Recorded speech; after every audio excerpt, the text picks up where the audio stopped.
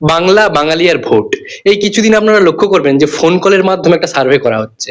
আর জিজ্ঞাসা করা হচ্ছে যে বাঙালিরা কি চায়? আর একটা কেমন বাংলা গড়তে চায়? তো সকল বাঙালির তরফ থেকে আমি এটাই বলতে চাই, বাঙালিরা একটু শান্তি চায় আর একটু সুখে বসবাস করতে চায়। বাঙালিরা চায় না কোনো রকম কলহ হোক, সে যেখানে থাকবে সেই বাসস্থানটা একটু শান্তিপূর্ণ হোক, যেন আশেপাশের পরিবেশটা একটু শান্তি পায়। মানে কোনো রকম দাদা বা কোনো রকম গুন্ডা না থাকুক, না কেউ হিন্দু মুসলিম করুক, না কোনো ধর্ম বা জাতি নিয়ে কোনো রকম মারপিট হোক। বাঙালিরা শুধু এটুকুই চায়। বাঙালিরা প্রচুর কিছু চায় না, বাঙালিরা পলিটিক্যাল পার্টির কাছ থেকে শুধু একটু চায় যে তার ছেলে মেয়ের জন্য একটু সুষ্ঠুভাবে পড়াশোনার ব্যবস্থা করা হোক, একটু মেডিকেল সিস্টেম থাকুক, রাস্তাঘাট একটু পরিষ্কার পরিচ্ছন্ন হোক, আর জল আর ইলেকট্রিসিটি একটু সুপরিয়র ব্যবস্থা থাকুক। এর বেশি বাঙালি হয়তো আর কিছুই চায় না। বাঙালিরা চায় না বড় বড় প্ল্যাটফর্ম, বড় বড় এয়ারপোর্ট, বড় বড় ইনস্টিটিউশন বা বড় কিছু করার জন্য। বাঙালিরা শান্তিতে থাকতে চায়, কিন্তু বাংলাতে সেই শান্তিটাই নেই।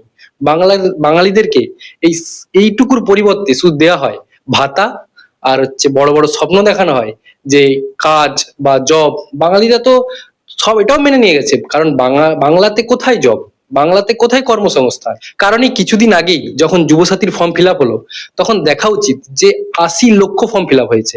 মানে আপনি বুঝতে পারছেন ৮০ লক্ষ বেকার আছে বাংলাতে। তো এটার দিকে কেউ নজরই দিচ্ছে না যে ৮০ লক্ষ বেকার আছে, সবাই ফর্ম ফিল আপে ব্যস্ত। পলিটিক্যাল পার্টিটা তাহলে কিসের জন্য পলিটিক্স, বা কিসের জন্য একটা গভর্নমেন্ট? একটা গভর্নমেন্টের কাজ কি যেখানে এত বেকারত্ব, এত বেকার, সেটার দিকে না দেখিয়ে ভাতা দেওয়া হচ্ছে, নানা রকম স্কিম চালু করা হচ্ছে যার কোনো মূল্যই নেই, যার কোনো ভ্যালুই নেই।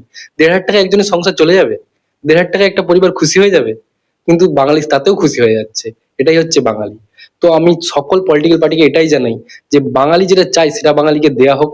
একটু কর্মসংস্থান, একটু সুখ শান্তি, না ধর্ম নিয়ে কোনো মারাপাট, একটি না না ধর্ম নিয়ে কোনো জাতপাতের ভেদাভেদ, একটু শান্তির মধ্যে থাকতে চায় তারা, আর তাদেরকে সেটাই দেওয়া হোক। জয় হিন্দ, জয় ভারত।